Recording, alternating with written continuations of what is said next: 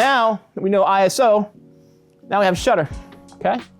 And shutter is just like this. And all this shutter, right? This is a 35 millimeter camera, and the shutter opens like this, and the shutter kind of goes up like this, or down, and it leaves this space open, okay? Now this basically means how long is this open. So think of this as an eye. It's if I blink an eye, right? I blink, close the eye, open the eye, get light in my eye, close the eye. So if I blink fast, there's less light that went into my eye. If I blink slow, more light, right? And that is shutter speed, okay? So the cool thing about shutter speed is now we have another trick to our game, how we want to treat ourselves to exposure, right? Because we just add it to our bag of tricks. Like, aha, I got ISO. You bastards, I can make that happen. With my eyes, spin that sucker where I want it. Now I just got another trick in my bag, right? Shutter speed. So let's all intents and purposes, we have 15, 30, 60, 120, 250, 500, right? All right, so 500 to 250, okay? If there's one little box of light, you're gonna get a whole nother box of light, okay? But now at 250, if this is now what we call a unit of light, right? Just say call a unit of light 250. Now we're gonna open up to 120. Now we're gonna let those two boxes of light, and it's actually gonna do this, right? Even more light in, okay? And the same thing with 60 all the way up. So you're always doubling the amount of light. So I'm doubling this. So when I go to 60, right, which is a lower shutter speed, 120, 60, right? I'm doubling the light. So if I'm doubling the amount of light, if these are my boxes, I'm gonna have 8 boxes of light, right? Because I'm doubling it every time I'm opening the light. So there's 1x, right? Then I get 2, right? And then I'm gonna double it again, 2 times 2, you're gonna get all this over here, 4 units, right? And then 4 units again, I'm gonna get 8 units of light, right? And then what do you think this is gonna be? 16, I'm not gonna draw the boxes, right? 16 boxes, 32, right? All right, and all that because of speed, right? So now we know that every time this number goes up, we're letting in double the amount of light, right? Okay, so why is that important? Because it's way cool because it's important. Because A, it's a tool in our exposure arsenal, but the cool thing is if I'm shooting a guy on a bike, right? There's a guy on a bike, right? He's got his little tube here, and he's got like a down and down, and he's going really fast, and I can't draw because I'm a photographer or whatever. And his wind's going back, and he's got long hair, super speedy, right? And he's going this way. I want to stop that action with my camera, right? Shutter speed will stop the action, right? So you got these spokes going right here, right? So at 500th of a second, you're gonna stop that bike. You're gonna see a little blur on the pedals and on the tires a little bit, but for the most part, you're gonna stop the action, right?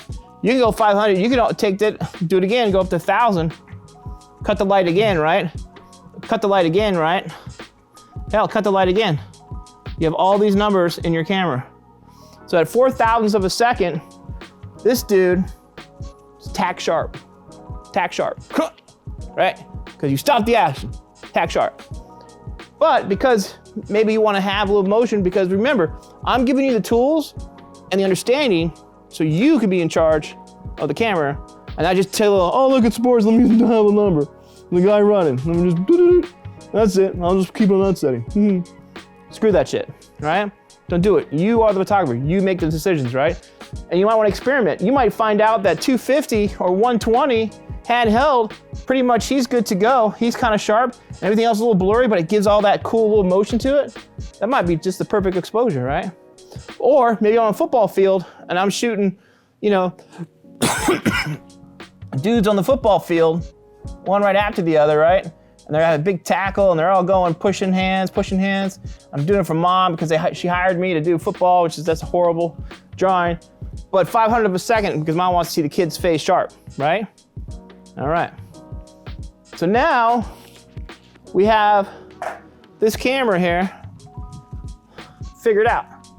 So even this camera here, from way back when, all right, and this is great because I haven't taken this lens off and I don't know. I actually never taken this lens off. So maybe this, hold on here. Right, I know. I think it might be. I think it's just super old. All right, that's all right. I got another camera. So when you get a camera, it's like this, right, without the lens. All right, this is the body, right? So in this body, the two things you can control: ISO, shutter speed. That's it. That's it. Throw it out. With my main camera, I would really throw it. My main camera. So now, what comes next? The lens. So guess what? We're adding another tool to the tool bag that would actually make everything work. So what we're gonna do now, let's talk about the lens. All right. So now you know what shutter speed does, which is cool. All right. Okay. And then I'm gonna talk about flash sync when it comes to strobe. There's another thing that shutter speed needs to happen too, but I'm gonna save that for the strobe. All right, so now we have shutter speed. Yay, shutter speed. Now we have aperture, all right? Now, the word f-stop actually comes from a Latin word named something. I looked it up, it's pretty cool. It's like fra, whatever. Anyways, I didn't retain that, but that's okay, I retain all this. So, aperture, right? So let's just start with 1.4, all right? And I'm just gonna do 2.8,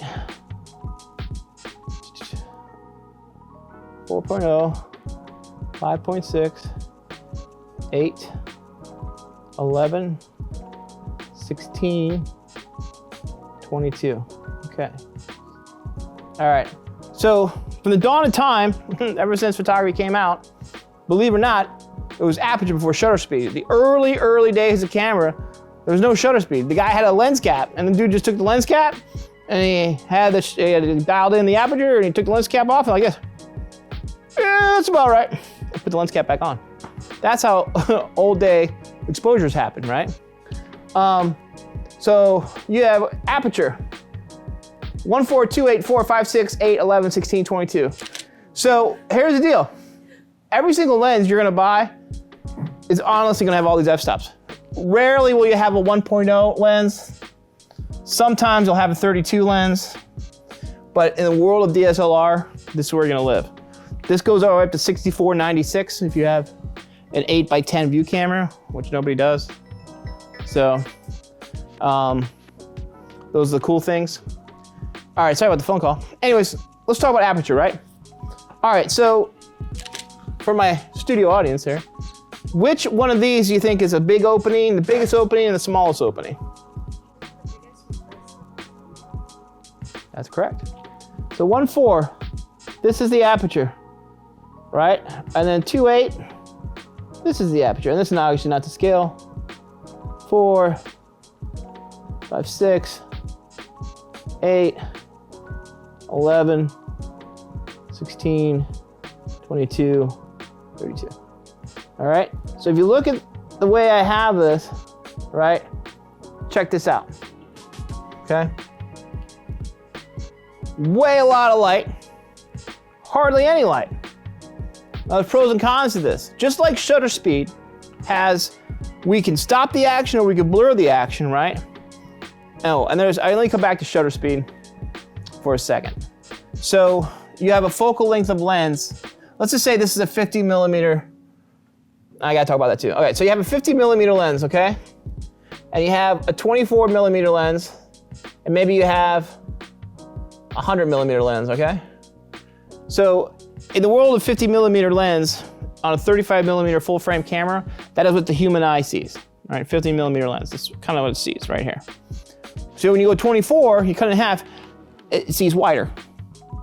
You go bigger than 50, it sees more narrower, 100, right? So this is really angle of view. So if this is your eye, angle of view, angle of view, angle of view, right? Okay? Now, we'll come back to that in a second. All those lenses still have the aperture, right? And depending on what kind of lens you use, the aperture has a bigger effect on that lens and how it kind of sees, right? So at 1.4, you're gonna let a lot of light in, At 32, you're gonna allow less light in. But just like shutter speed could stop action, blur action, like you should not hand hold a shutter speed of 1 second. Try it. It'll be blurry, it won't be sharp, right? So what we have to think about this is how aperture relates to shutter speed, relates to ISO. So we're not there yet, but here's what 1.4 will give you. So something called DOF, right? Depth of field, right? Or depth of focus, right? So a shallow depth of field, you know, is completely equivalent to how wide your aperture is. So how open it is, right?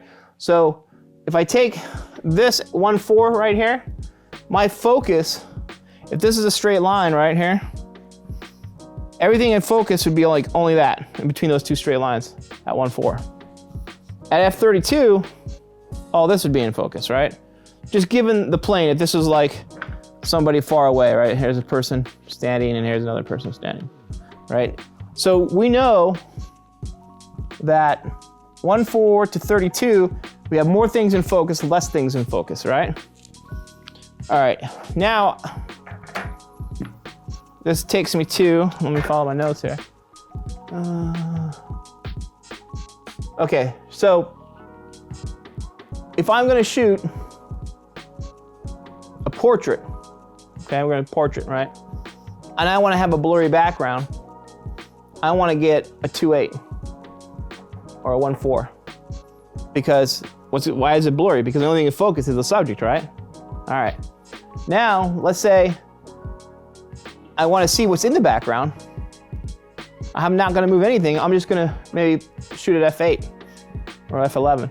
Now I see the background, right? And it's up to you as a photographer, whether it's pleasing or not pleasing. But now there's something on all lenses, right? When you shoot up here, 1.4, if you don't have like super high-end glass, the edges are gonna be a little bit more blurry, right? Anomalies are gonna happen in the lens, just where the glass is in diffraction. You shoot way down here, you start having distortion as well, right? So I like to call the middle of the lens. So if I'm doing product photography, I'm gonna shoot in the middle of the lens, right here, right? That's the middle. We're not wide open, we're not super tight, all day long. I get good focus, middle, it's the sharpest that the lens is gonna be. We're gonna hold it up in the middle, right? And now we have some tools. So now we have shutter speed, and then we have lenses. So 50, 24, 100, 200, wide angle lens, and all have different characteristics. So the longer the lens, the shallower the depth of field. So if I have a 400 millimeter lens, no matter what I do, I can never have somebody at 8 feet and 100 feet in focus. 400 millimeter lens in focus, right?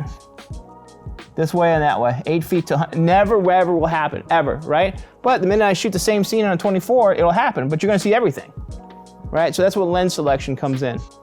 And I would just recommend shooting 50, 24, 100. If you got that in your bag, you're good. And then you'll really see a difference with a 50, 1.4, and 2.8 in primes.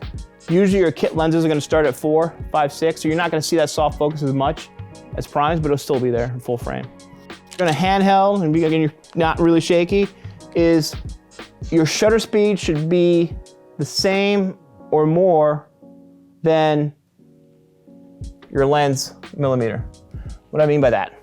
Crap, man, I'm outside, I'm gonna shoot, and this is before image stabilization, okay? Old school dude here, old man here, right? If I was on a 50 millimeter lens, there's no way I'm going below a 60. No way. I'd be chancing at a 30, I better be super still, right? So if I'm gonna photograph something, I'm not gonna drop it below 60, right? At 24 millimeter, all day long. At a 14 millimeter, no problem. At an 8 millimeter, no problem, 4IS, right? Guess what? I got a 200 millimeter lens. I got a 200 millimeter lens. What shutter speed am I not gonna go under?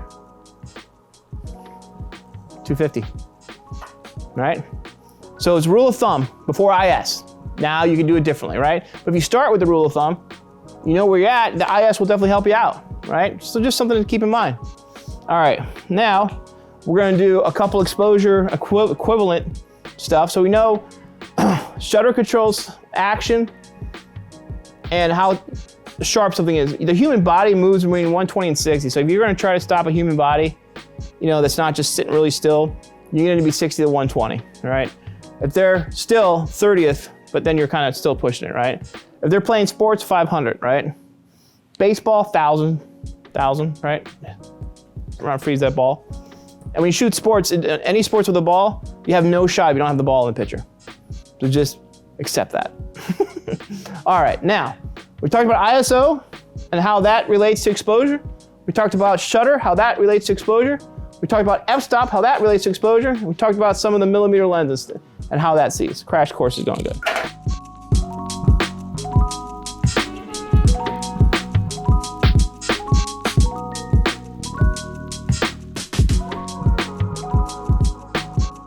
Hey, thanks for checking out the video today. If you like what you saw, go ahead and give us a little bit of a like there on the little thumbs uppy. And if you're really interested in seeing more from Film Sandwich, go ahead and subscribe to the channel and hit the notification bell so you're always updated every time we post a video. Also, we are currently an unsubscribed channel, so all the reviews here, everything that we do is all unpaid and comes out of our own pockets. So what we've done is we've put links to all the products that we review and use in our videos. And if you buy the products through those links, we get a little bit of ching ching so we can keep this channel going. So once again, thanks for watching, and we'll see you in the next one.